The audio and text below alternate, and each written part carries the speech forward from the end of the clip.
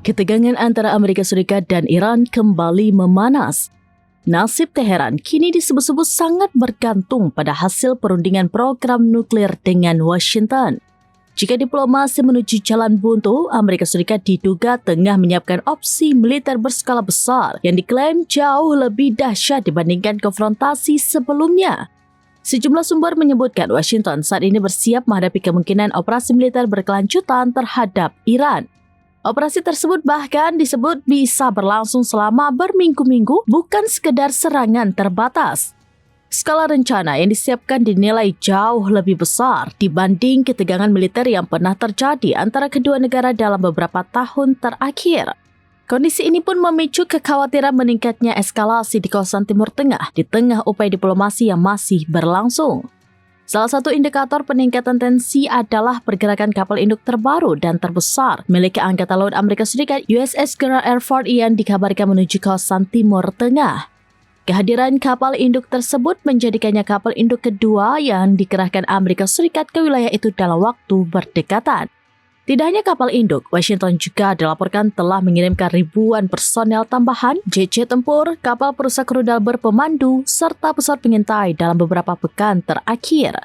Langkah ini dinilai sebagai sinyal kuat bahwa Amerika Serikat ingin menunjukkan kesiapan penuh jika negosiasi nuklir dengan Iran benar-benar gagal mencapai kesepakatan. Hingga kini belum ada pernyataan resmi mengenai dimulainya operasi militer. Namun, pengerahan kekuatan besar-besaran tersebut menjadi tanda bahwa situasi dapat berubah cepat bergantung pada arah diplomasi kedua negara dalam waktu dekat.